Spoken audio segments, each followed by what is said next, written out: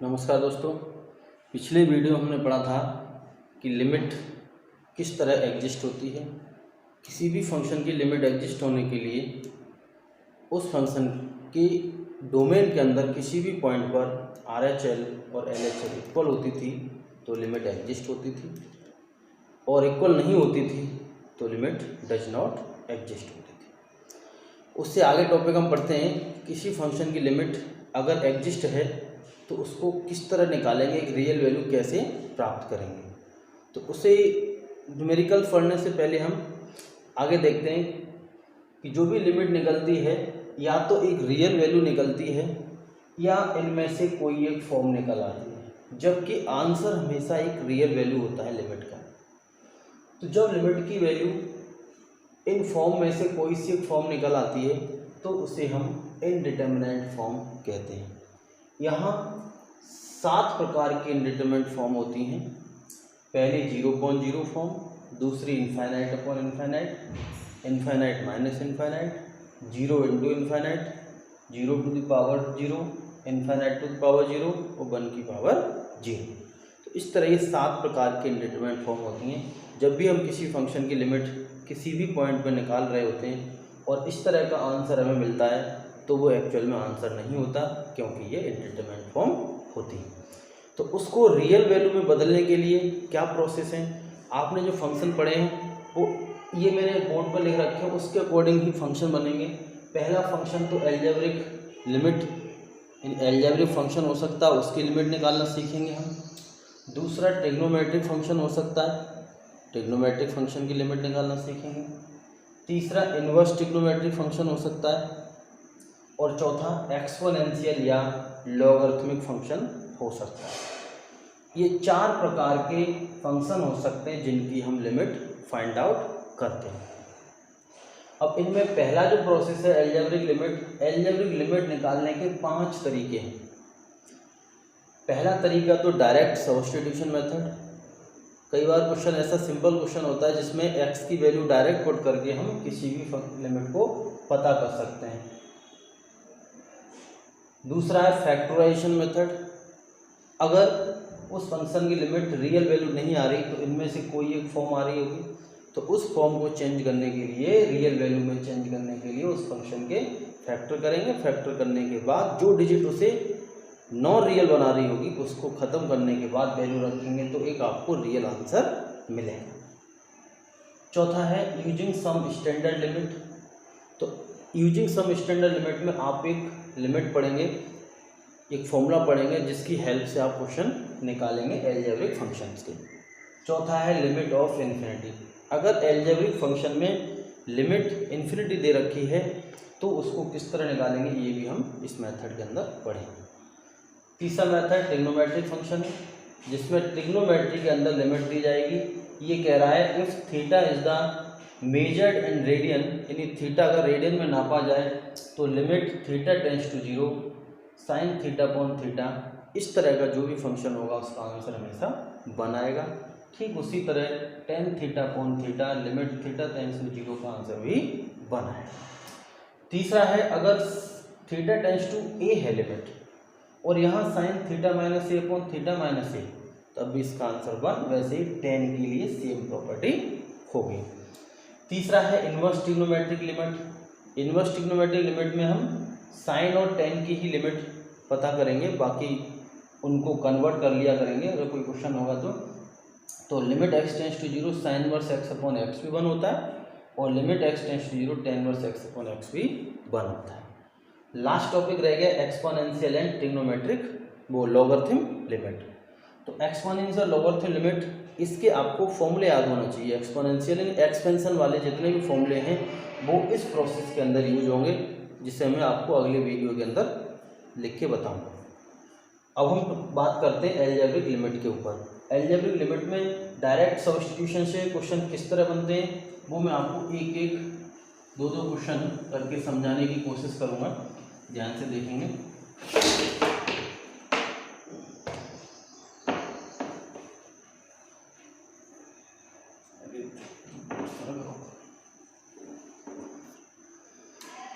पहला क्वेश्चन है लिमिट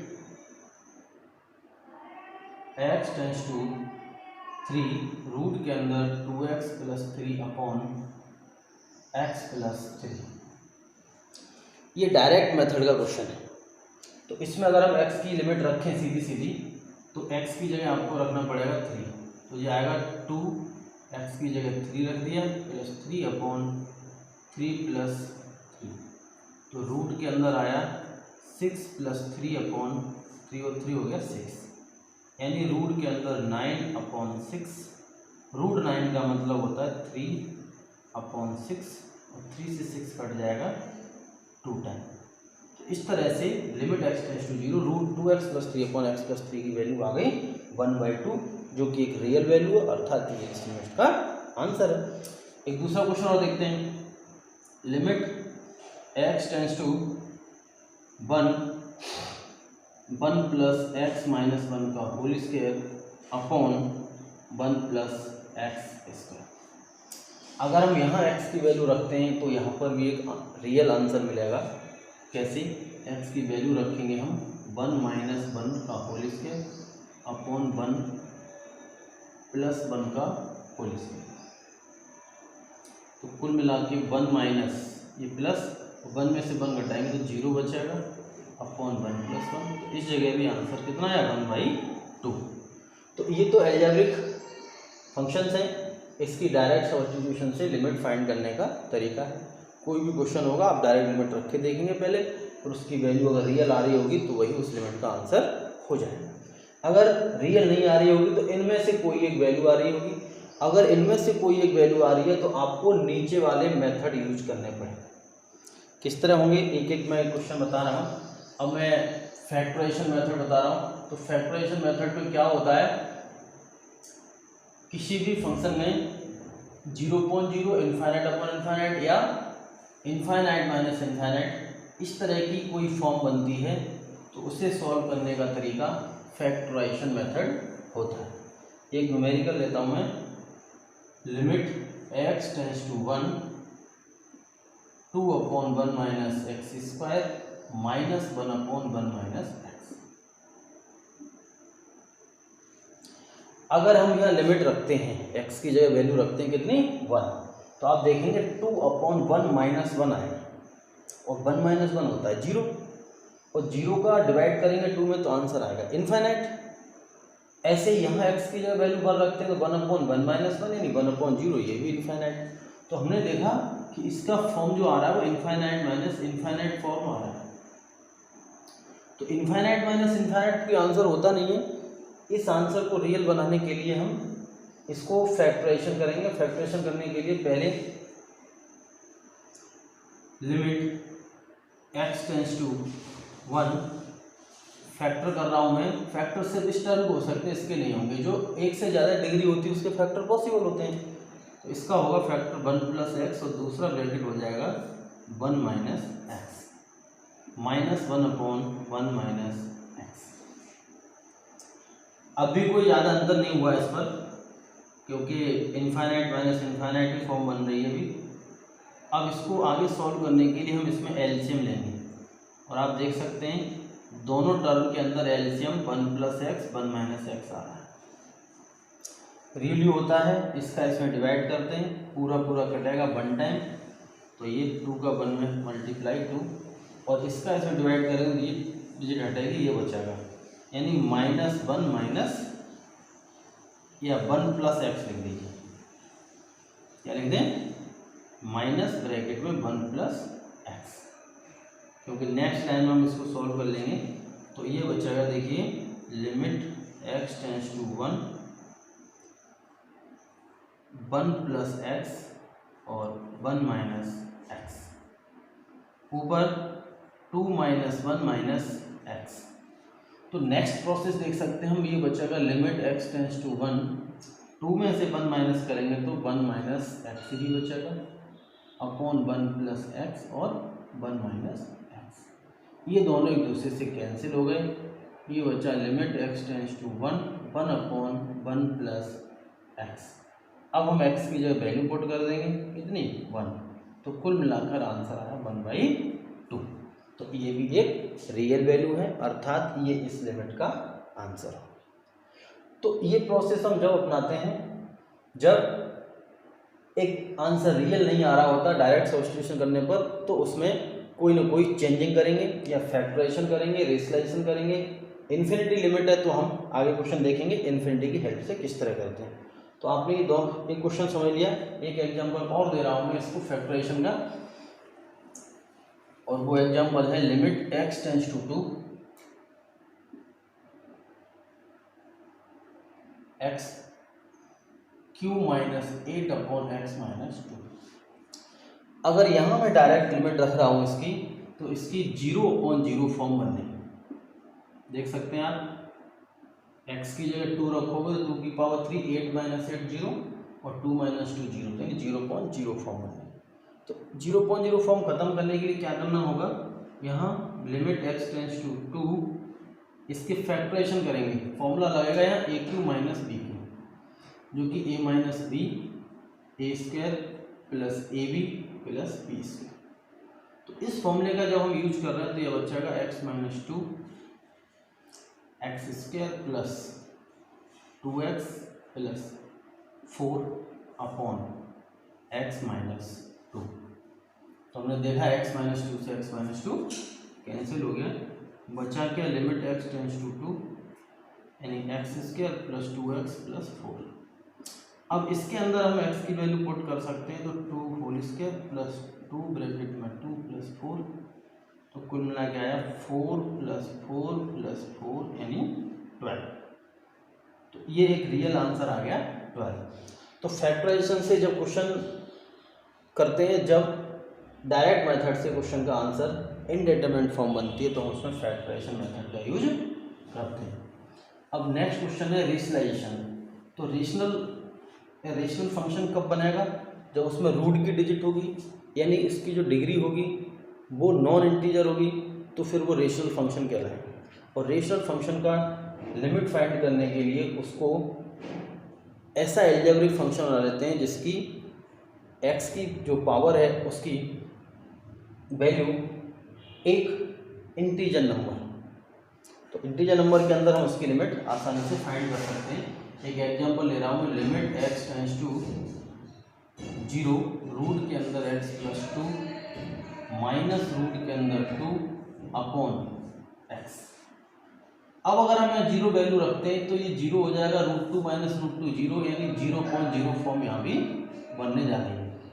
तो इसे कैंसिल करने के लिए, ऐसे फैक्टराइजेशन से फैक्टर तो पॉसिबल नहीं, फैक्टर होने के लिए पावर इंटीजर होनी चाहिए, या नॉन इंटीजर पावर है, तो उसको नॉन इंटीजर को इंटीजर बनाने के लिए रेशनलाइजेशन करते हैं। और इसका नियम होता है अपोजिट साइन का ऊपर नीचे करना होता है मल्टीपल। तो इसका अपोजिट साइन होगा x प्लस 2 प्लस √2 और नीचे x प्लस 2 प्लस √2। तो आप देखेंगे ऊपर फॉर्मूला बन गया a plus b a minus b, limit x tends to 0, ये बना रूट के अंदर x प्लस 2 का whole square minus √2 whole square upon x, और बच गया रूट x प्लस 2 प्लस √2। कुल मिला के लिमिट x टेंड्स टू 0, ये x plus 2 minus 2 upon x root x plus 2 plus √2, 2 से 2 कैंसिल हो गया, ये बचा limit x tends to 0 x upon x और रूट के अंदर x प्लस 2 प्लस √2। अब आप देख रहे हैं x x कैंसिल हो जाएगा, बचा क्या limit x tends to 0 1 upon root के अंदर x प्लस 2 प्लस √2। अब अगर मैं इसकी वैल्यू रख दूँ तो ये आएगा 0 plus 2 plus √2, that is 1 upon √2 plus √2। या आप लिख सकते हैं आंसर में 1/2 √2। तो इस तरह से रेशनलाइजेशन फंक्शन का लिमिट फाइंड आउट होगा। रेशनलाइजेशन फंक्शन हम सीख लिए, उसके बाद है some standard form. Standard form के अंदर क्या है, आपको पास एक स्टैंडर्ड फॉर्मूला होगा, वो फॉर्मूला है limit x tends to A X की पावर एन माइनस ए की power N upon X minus A. अगर इस तरह का कोई भी क्वेश्चन मिल रहा है आपको तो उसका हम आंसर डायरेक्ट एन ए की पावर एन माइनस 1 लिख सकते हैं। इसे हम स्टैंडर्ड लिमिट बोलते हैं। इसे फाइंड करने का तरीका RHL LHL से भी कर सकते हैं, जिसकी हेल्प से आगे जो हम एक्सपोनेंशियल फंक्शन पढ़ेंगे उसमें एक्सपेंशन बाइनोमियल थ्योरम उसकी हेल्प से कर सकते हैं, या इसके एक्सपेंशन से भी किया जा सकता है। एग्जाम्पल लेता हूँ मैं इसका, और एग्जाम्पल है limit x tends to 9 x to the power 3/2 minus 27 upon x minus 9। अब आप देख रहे होंगे यहाँ पर भी अगर हम x की वैल्यू रखते हैं तो यहाँ पर भी एक रियल वैल्यू नहीं प्राप्त हो रही, बल्कि 0/0 फॉर्म बन रही है। तो इस 0/0 फॉर्म को कैसे चेंज करेंगे, इस फॉर्मूले की हेल्प से चेंज कर सकते हैं। पहले आपको यहाँ n की वैल्यू ढूंढनी पड़ेगी। अगर n की वैल्यू हमें मिल गई तो आंसर आसानी से निकल आएगा। x की पावर 3/2 माइनस, इसको भी हम 9 की पावर 3/2 लिख सकते हैं। 27 को क्या लिख सकते हैं, 9 टू द पावर 3/2। अब आप इसकी और इसकी कंपेयरिंग करें तो जहाँ a है वहाँ तो 9 आ रहा है, और जहाँ n है वहाँ 3/2 आ रहा है। तो अगर इस फॉर्मूले में अप्लाई करें तो आंसर आना चाहिए n यानी 3/2 और 9 की whole power 3/2 minus 1, that is 3/2 और 9 की पावर 3/2 माइनस 1 यानी 1/2। 1/2 का मतलब होता है कि पावर रूट, और रूट 9 का मतलब हो गया 3, और जब 3 का 3 मल्टीप्लाई करेंगे तो आंसर आ जाएगा 9/2। तो इस तरह से ये स्टैंडर्ड लिमिट निकल के आ जाएगी। लास्ट इसमें टॉपिक है लिमिट ऑफ इन्फिनिटी। तो इस तरह के क्वेश्चन में क्या होता है कि आपको जो फंक्शन है उसकी लिमिट निकालना चाहते हैं, उसकी limit x tends to infinite already दे रखी होती है। तो x tends to infinite limit पता करने के लिए क्या प्रोसेस होता है, हम सीधे सीधे उसमें x टेंस टू इनफाइनाइट नहीं रख सकते। इनफाइनाइट ख़त्म करने के लिए जो x है उसको अपॉन में लाना होता है, उसके बाद उसकी value x tends to infinite रखकर उसका आंसर आसानी से निकलता है। कैसे, एग्जाम्पल देखें। क्वेश्चन ले रहा हूँ limit x tends to infinite, तो यहाँ लिमिट सीधा इनफाइनाइट है। रूट के अंदर x² plus x plus 1 minus root के अंदर x² प्लस 1, ये हमने क्वेश्चन लिया है। इसके फैक्टर हो नहीं सकते, आप चाहे तो रेशनलाइजेशन कर सकते हैं।